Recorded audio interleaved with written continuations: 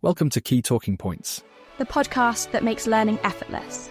No fluff, no jargon, just clear, engaging explanations. We break down complex topics so you don't have to. Let's get straight to the point. Visit keytalkingpoints.com for more. So Elon Musk, the billionaire entrepreneur behind Tesla and SpaceX, bought Twitter in October 2022. It was a move that caught the world's attention, not just because of the $44 billion price tag, but because of what Musk promised to do with the platform. He said his goal was to emphasize free speech and transparency. And as part of that, he decided to release Twitter's internal documents detailing how the company moderated content in the past. These became known as the Twitter files. Right.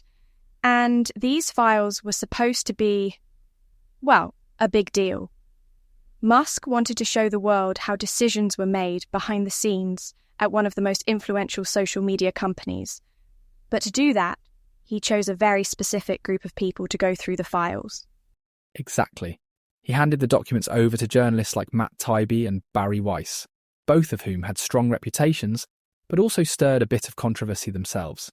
They were given access to internal emails, chat logs, and screenshots, all on the condition that they published their findings on Twitter first. Musk even claimed he hadn't seen the files himself, leaving them to uncover and relay the story as they saw fit.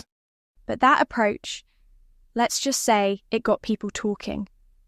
Some praised it as a bold act of transparency, while others questioned why Musk didn't just make all the documents public from the start, like a sort of digital WikiLeaks. Indeed, and we should talk about the timing here. The first release was on December 2nd, 2022.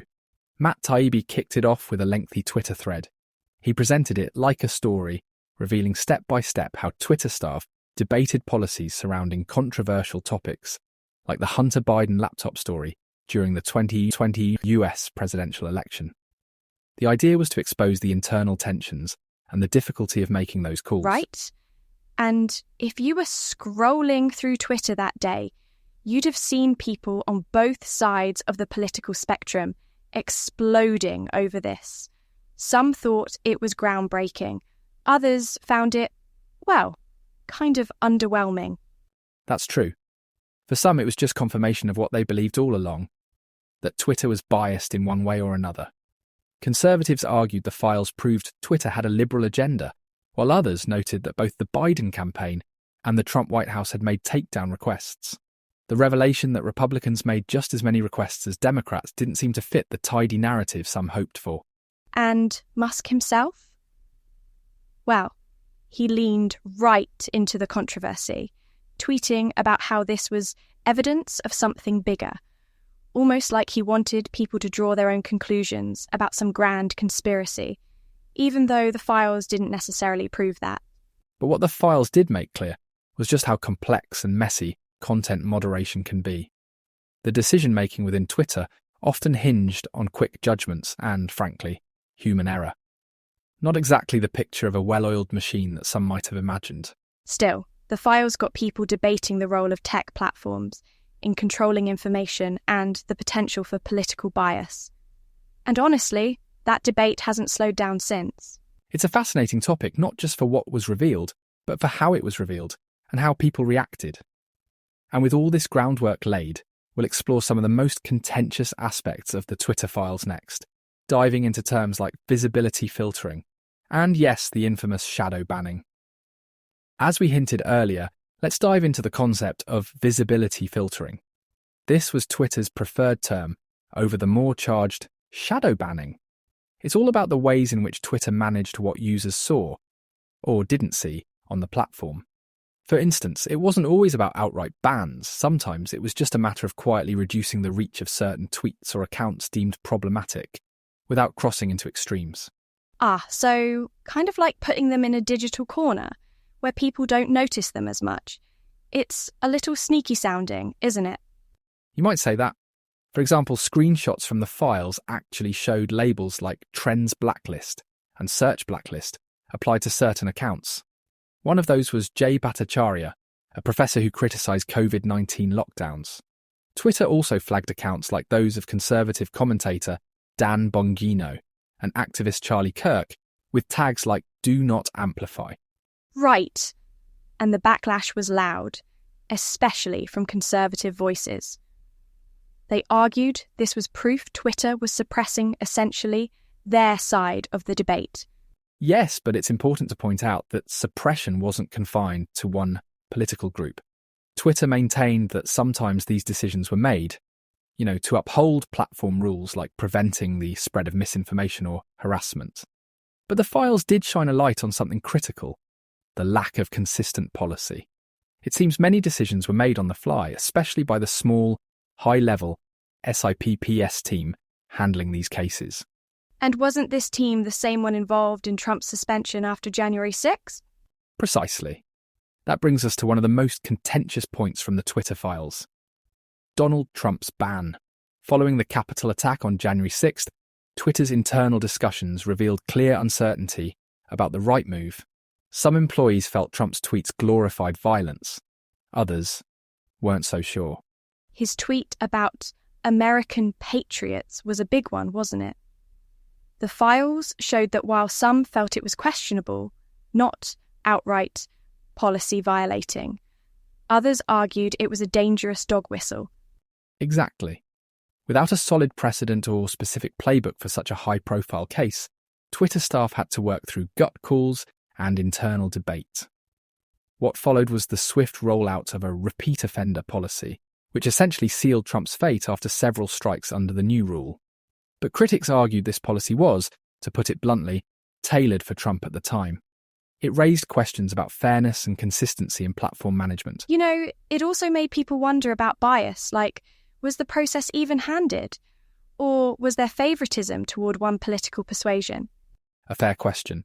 Critics have long accused Twitter of leaning left, and the files did reveal an apparent imbalance in the employee base, overwhelmingly left-leaning. But here's the twist.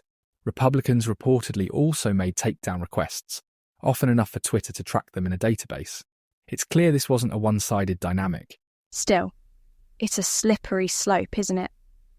When platforms start filtering or suppressing specific voices, even with good intentions, you run the risk of eroding trust and free speech for everyone. Absolutely. What the Twitter files highlight more than anything is just how hard it is to get this right. Balancing safety, misinformation control, and freedom of expression is a task fraught with grey areas. And as we'll explore next, Twitter's interactions with federal agencies added yet another layer of complexity to this already loaded debate.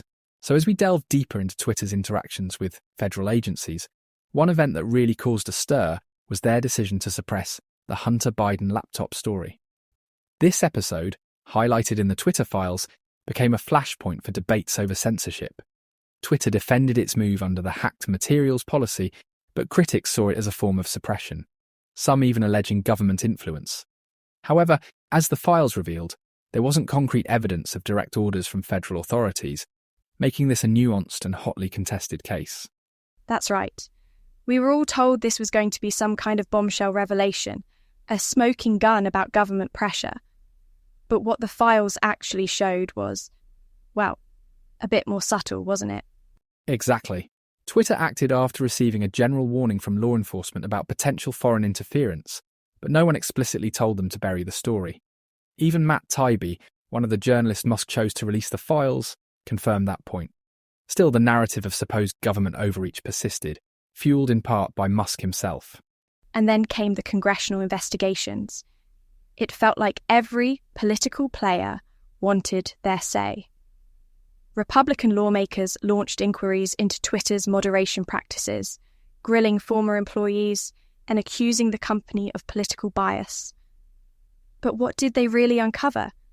Well, the investigations highlighted what many already suspected, that content moderation is messy and far from black and white. Former Twitter employees testified that moderation decisions were made under intense pressure, often with conflicting inputs from various political entities. Notably, both the Biden campaign and the Trump administration made takedown requests. Republicans, for instance, made enough of these requests for Twitter to track them in a database. It wasn't a one-sided situation, as some had claimed. And that's the thing, isn't it? It's not just about political bias or free speech. It's about power. when you've got one company holding the keys to public discourse, the stakes are enormous. Absolutely. What the files laid bare wasn't just a problem with Twitter, but a broader societal challenge.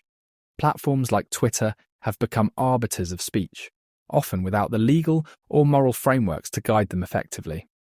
This tug-of-war between free speech, misinformation control, and accountability has reshaped how we see social media's role in democracy. And let's not forget the human factor here. Moderation decisions at Twitter were often described as gut calls or guesswork. That sounds, well, a lot less like a system and more like chaos, doesn't it? It does, and it raises serious questions. If platforms are making these decisions inconsistently or influenced by external pressures, what does that mean for public trust? And what checks and balances can be put in place to ensure fairness? Right? And the files have also, in a way, forced a debate about transparency. Musk's selective release of documents showed he wanted to shape the narrative, but it also underscored just how powerful these platforms are in shaping truth itself. And on that point, perhaps the biggest legacy of the Twitter files is this. They've shown us the need for a deeper conversation about who controls our digital public squares and how we ensure those spaces genuinely serve democracy, not undermine it. Absolutely. And look, while the files didn't settle every debate, they've definitely sparked a lot of important questions. And that's a good thing. It really is. And with that, I think we'll leave it there. Thanks for joining us as we unravelled the twists and turns of the Twitter files. Until next time, stay curious and keep questioning. Take care, everyone. Speak soon.